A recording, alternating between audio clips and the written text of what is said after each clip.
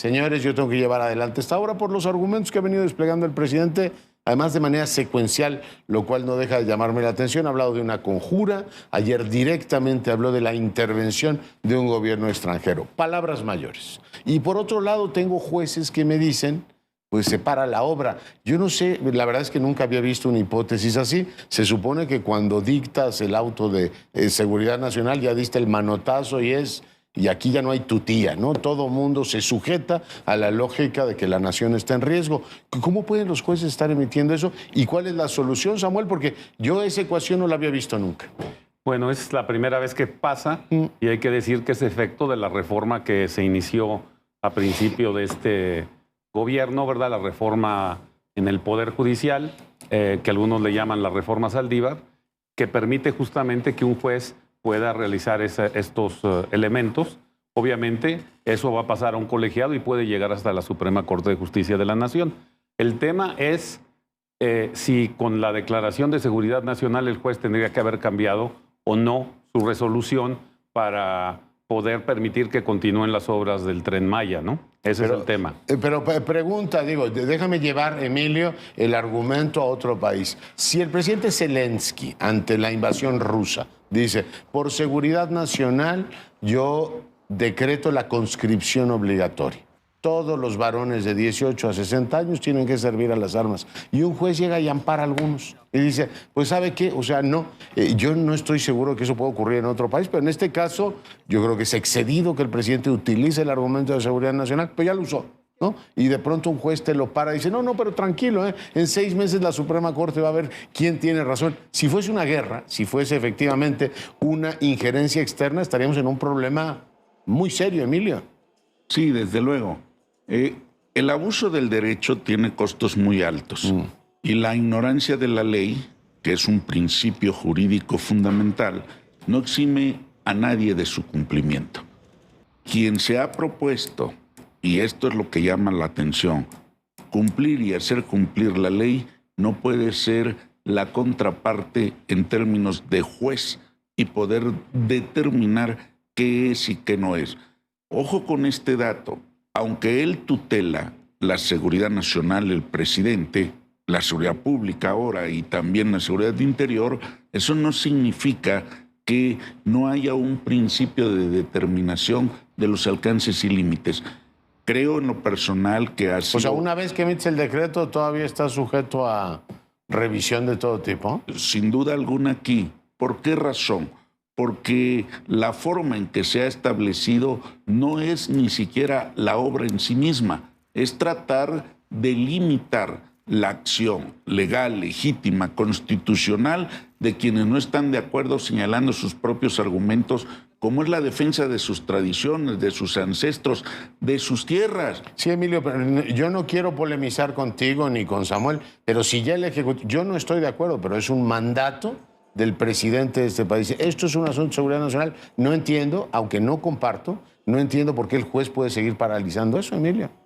Bueno, no lo entiendo, francamente, ¿no? Lo que en el fondo está es la duda, y perdón que lo diga así, el manoseo de la idea de seguridad nacional va a ser muy costoso y en el fondo quienes operan de manera directa debiéramos de ser todos los mexicanos. Sin embargo, la responsabilidad está de manera directa en las Fuerzas Armadas, que en este caso tienen que cumplimentar una orden de su comandante supremo en el tramo 5 del Tren Maya, con las posibles consecuencias que ello implica. Oye, y ya quitaron efectivamente al privado, ya le dijeron, ya no construyes aquí, construimos nosotros.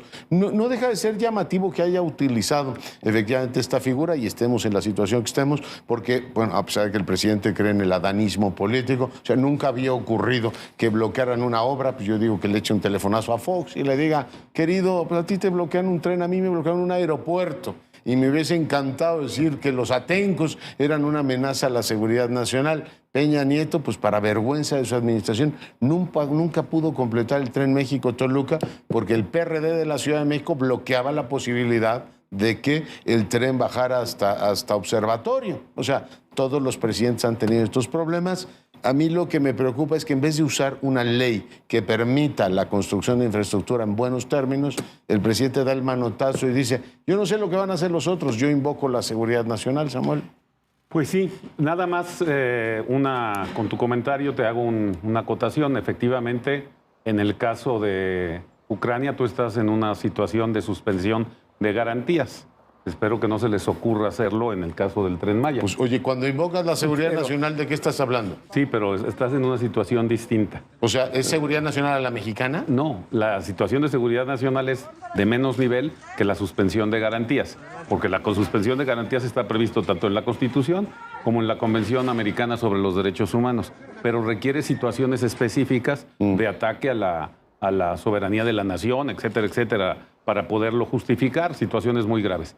En este caso estás en una situación intermedia, que es el tema de seguridad nacional, pero tienes razón, ¿verdad? Porque el juez se tiene que plantear desde otra perspectiva eso que tú estás señalando, que ya fue calificado la obra como de seguridad nacional. O el presidente argumentar mejor. Seguimos sin ver el acta, ¿no? Es decir, lo hemos venido oyendo secuencialmente. Ayer yo me enteré que un gobierno extranjero estaba metiendo. Digo, vaya, por Dios. Bueno, eso sí es una novedad. Yo creo que ¿no? también bueno, no es una novedad, lo habían dicho desde antes, ¿verdad? El jefe del Estado había dicho eso. Sí, algunas veces. El propio Peña Nieto lo comentó en algunas ocasiones sobre ciertos China, ataques. ¿o con quién? No, entre otras cosas. Pero yo creo que aquí es muy importante que el gobierno distinga, ¿verdad? No se trata de un financiamiento de los americanos como nación y que estén todos los americanos metidos.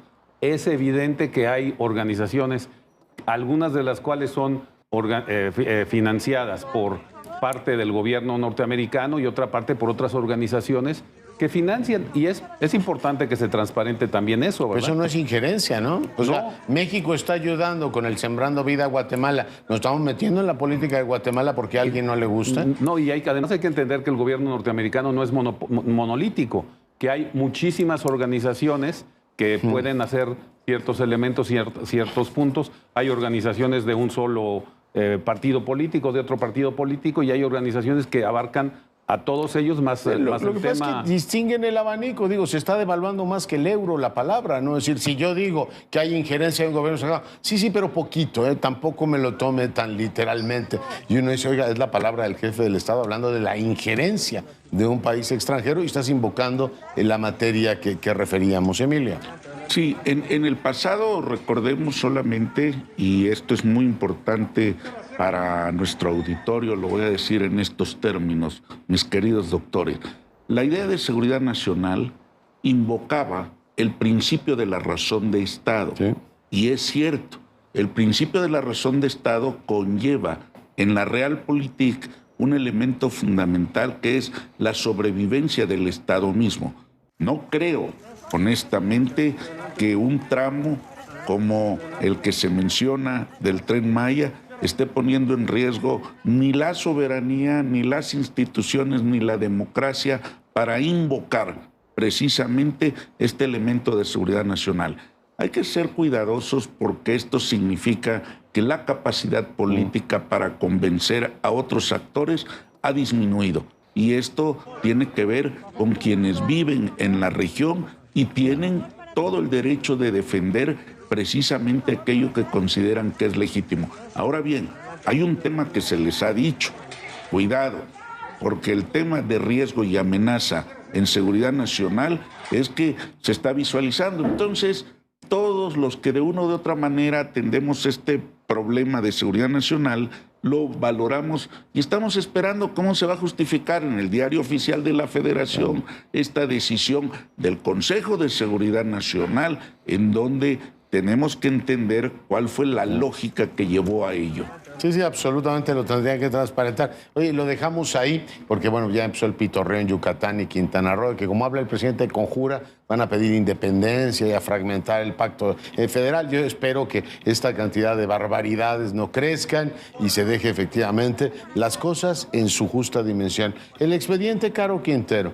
Vemos que el fiscal americano está muy inquieto, muy cortés, llamándole Brad, llamándole a Gertz para agradecerle la detención. Supongo que no les hable para agradecer, sino para decir cuándo nos lo mandan. ¿Qué novedades tenemos de ese expediente, Samuel? Bueno, yo creo que se está tramitando, como es normal que se tramiten todos los expedientes en materia de extradición. La Constitución es muy clara, ¿verdad? La extradición de los mexicanos procede solamente en situaciones en que el presidente, el Ejecutivo y la Secretaría de Relaciones Exteriores califican de especiales, ¿verdad?, que justifiquen el enviar un mexicano hacia el extranjero y particularmente, bueno, pues México siempre lo ha hecho en condiciones que tienen que ver con narcotráfico, con trata de personas o con homicidios y violaciones, que eso es básicamente por lo que ha autorizado las extradiciones, ¿verdad? Tú tienes varios expedientes norteamericanos contra el señor Caro Quintero. Tienes obviamente el tema que tiene que ver, que ayer tú mismo comentabas que se abrió por los últimos 30 y tantos años, no se había conocido realmente la orden de aprehensión. ¿Sí? Tienes otras órdenes de aprehensión contra él y en los siguientes días pueden salir otras nuevas órdenes de aprehensión contra él. Todo eso se va a poner en lo que se llama la solicitud formal de extradición, que será enviada al gobierno mexicano hacia el juez, y ahí se abrirá el procedimiento para que se vea el estándar. Ojo, el estándar que tiene el tratado es de causa probable, ¿verdad? Igual que en la ley norteamericana y similar, pero no idéntico, a lo que dice el artículo 16 de la Constitución para una orden de aprehensión. Ya. Causa probable, ¿qué quiere decir causa probable? Que hay elementos suficientes para demostrar que existió el delito y que el señor es probable responsable. Eso es lo que quiere decir. Emilio. Sí, es correcta esta dimensión jurídica, pero desde luego va implícita la petición que han estado realizando las distintas agencias de inteligencia y en particular unas a favor y otras en contra de inteligencia estadounidense, ¿sí? Se está visualizando un conflicto extraño de fuego amigo entre la DEA y la CIA que se está mencionando soterradamente. Es un tema que arrastra toda la política nacional, no solamente de los años 68, 71, sino en particular de 85 con la muerte del agente especial Camarena y obviamente lo que está en su entorno. Se están señalando personajes que normalmente se cuidaban en los expedientes que tenían que ver con la inteligencia de un país a otro mientras estuvieran vivos. La caída del presidente Echeverría por su fallecimiento y la discusión que generó nos ha colocado en una posición de revisar antiguos expedientes que antes no tenían. Por eso pululan nombres en las redes sociales y en los medios de comunicación de qué pasó, qué se hizo. ¿Qué dijeron? Que Bartlett va a dar su versión ya en los próximos días, ¿no? Eso será fundamental e importante porque, bueno, todo señalado o indiciado en términos directa o indirectamente tiene derecho a emitir su opinión. Natural. No, y es absolutamente crucial. Por cierto, ayer vi que hay un libro de Carlos Pérez Ricard, 100 años de espías y drogas, que a partir de los archivos americanos ha reconstruido el papel de los agentes. Lo leeré, por supuesto, con gran interés. ¿Ustedes ya lo leyeron? No, pero lo vamos a hacer si ya no lo recomiendas. No, digo, es que acaba de salir, digo, igual tenían ya una opinión formada, como vi que asentías, dije, igual ya lo leyeron. En fin, lo leeré, 100 años de espías y drogas. Mis queridos colegas, muchísimas gracias. Son como 500. ¿Son como 500 agentes? No, años. Hay 500. Ya, bueno, me espera una larga lectura. Emilio, muchas gracias. A la orden siempre. Saludos. Gracias. Iván Aldama, adelante, dime dónde estás.